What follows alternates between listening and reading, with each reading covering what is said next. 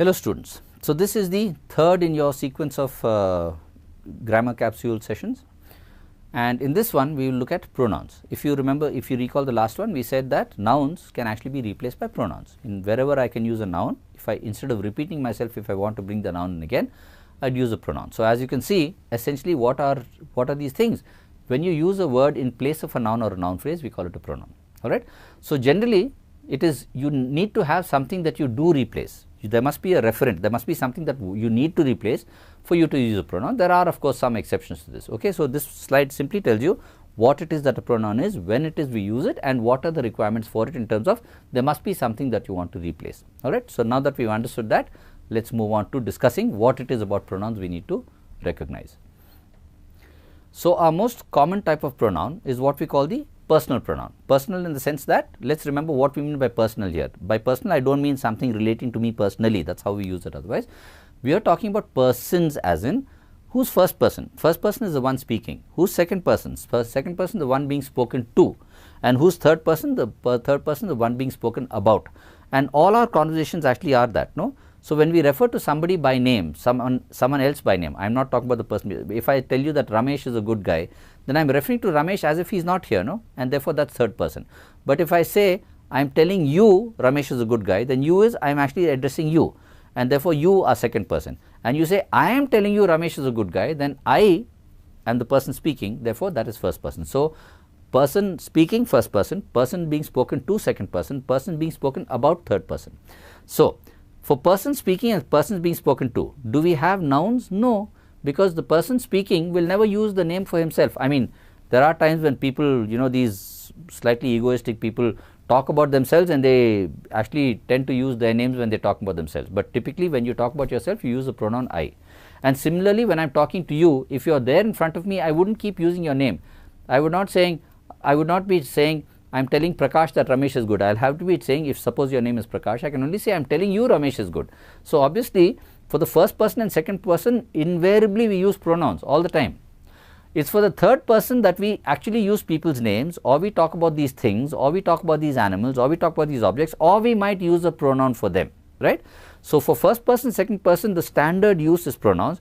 The nouns typically get used for third person, and we might want to replace those nouns with pronouns. All right. So we know that we have called these what we call personal pronouns, first, second and third persons. Now since these things replace nouns for self, for you and for the third person, then they could replace singular and plural.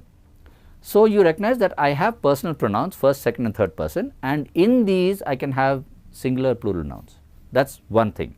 And therefore the first line that I have there is pronouns which refer to personal persons, first person, second person, third person, in either singular or plural. So when I have I as first person singular, then we becomes first person plural. You is second person singular plural in any case. He, she and it third person singular, but they become third person plural. When you are using these to replace nouns which are subjects. We will come back to that with some examples. Now let us look at the next line. Me is first person singular, us is second person is first person plural, you is the same thing, him, her and it would be third person singular, them would be third person plural when you use these pronouns to replace people in objects. Now let us say that I hit Ram, then I would say I hit him, but if I say Ram hits me, I wouldn't say Ram hits I would say Ram hits me, and therefore I would say he hit me. So now you recognize that the line on top is the pronouns that actually replace nouns when the nouns are in the subject part of a sentence, and the second line is pronouns that replace nouns when they are in the object part of a sentence, and in those we have singulars and plurals. Okay.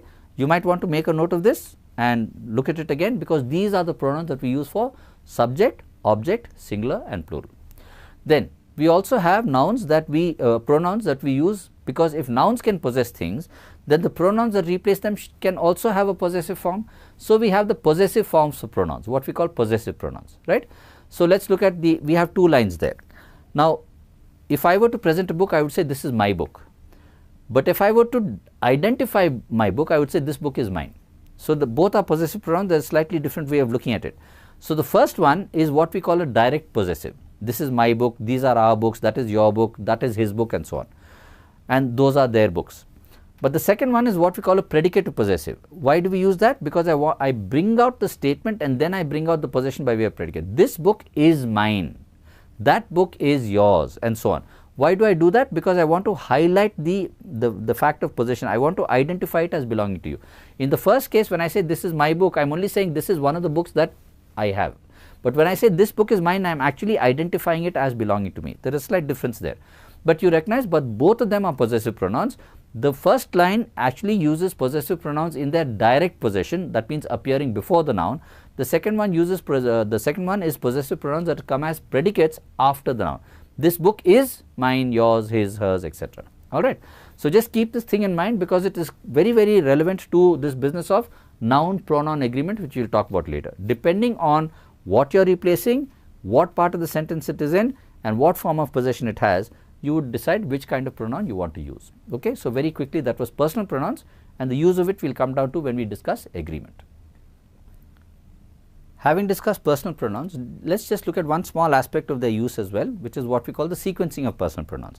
Now, sometimes within a sentence provided as subjects, let us say, of a sentence, I might have more than one personal pronoun. I might be referring to myself along with you and someone else as part of the subject of a sentence. So, if I say Ram being, let us say, Ramesh being the third person, and I have got you there with me and I have got myself as well, then the three of us are actually engaged in something. Let us say, would I say I, you and Ram? Would I say you, I and Ram? Would I say you, Ram and I? This is what we call sequencing. So, what is the form that we need to follow here? Actually, it is very, very simple. The point is that about the second person, third person, that is about you or Ramesh or you and him, whatever it is, it really does not matter so much what it is that the sequence is, because that is dependent on who is more important to the idea. But as far as the first person is concerned, please remember that whenever you are talking about something that is positive, then the first person should be the last one to receive the positive. And when you are talking about something negative, the first person should be the first one to take the negative. So, when we are talking about someone receiving, let us say, praise, then we will say Ramesh, you and I, or you, Ramesh and I. Why the you or Ramesh is a variable depending on who deserves the praise more.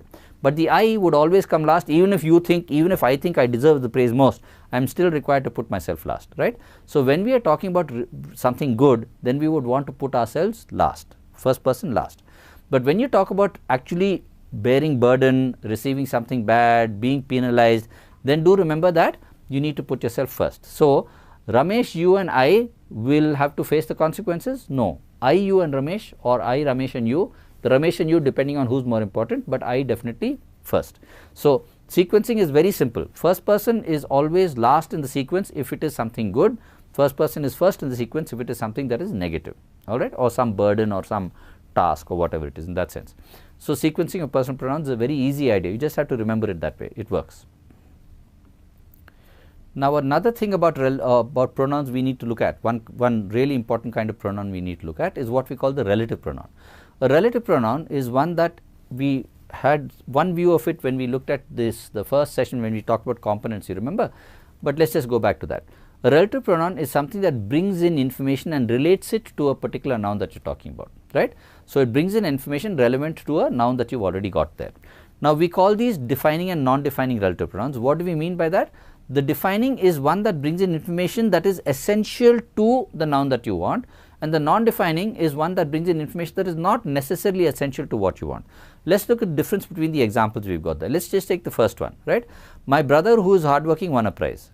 Now, when I say my brother who is hardworking won a prize, I am not actually describing my brother, I am not saying I have one brother and he won a prize. I am actually saying I might have more than one brother, but it is the hardworking brother who got the prize. So, my brother who is hardworking is like saying my hardworking brother. My brother who is hardworking is equivalent to saying my hardworking brother. So, it is a defining piece of information. But when I say my brother, comma, who is hardworking, comma, won a prize, then I am saying my brother won a prize and I am telling you that my brother is hardworking anyway. Now, when I say the first one, I am saying my hardworking brother of the brothers that I have. So, of my brothers, the hardworking one is my brother who is hardworking. But when I say my brother who is hardworking, I am not implying that I have other brothers at all. I am only saying my brother won a prize and I will tell you something about that brother, he is hardworking. So, that in the first one, it is because I want to define which brother I am talking about that I say my brother who is hardworking. You recognize I do not have commas there. The who is a relative pronoun. it is being used in a defining sense. But when I use it in a non-defining sense by way of additional information, then I must use it with commas. Alright. So, that is what we mean by defining, non-defining. And therefore, all my relative pronouns, I have a good number of them. I have which and that, and we will discuss that in the next sample. I have who, okay, we have already looked at that. I have when, where, why. This is when we have dinner, this is where I lost my watch, this is why I want you to do this. All of these are what we call relative pronouns, right. Now, they are not confusing at all. The ones that are confusing are actually which and that. Let us look at that. Now, when I use that, typically that is a defining relative pronoun and which is a non-defining relative pronoun.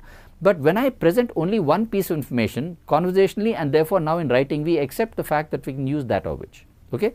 So, the book that I got yesterday is missing, the book which I got yesterday is missing. But if I use the which minus a comma, I am using it as a defining pronoun. But I can typically, if you are looking at really serious grammarians, they would say only use that for a defining, do not use which. But modern day English, we can use the which. Now, when does that change? If I actually add more than one piece of information into my sentence, then I must distinguish between which one is essential to my sentence and which one is not. In that case, I would use that for the essential bit and I would use which for the non-essential bit. And how do I present the non-essential bit? With commas, as you can see from the sample that we have there. Okay. So, that is the difference between which and that. Now, there is also a difference between who and whom, very much like your personal pronouns. What did we say? He for subject, him for object. It is the same thing with who and whom. When I use who and whom as relative pronouns, if I am bringing in information relating to the noun in the subject of my sentence, I would say who. But if I am bringing in information relating to a noun that is in the object of my sentence, I would say whom. Alright, are we clear about that?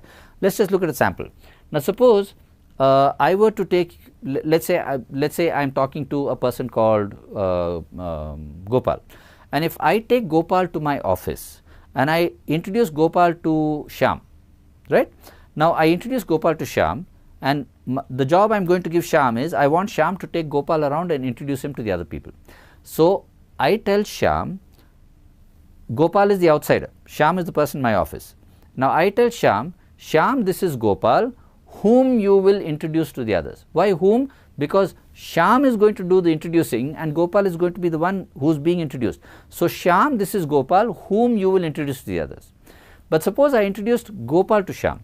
Gopal, this is Shyam who will introduce you to the others. You get the difference, because now Shyam is the one doing the introducing, therefore, we refer to him as who.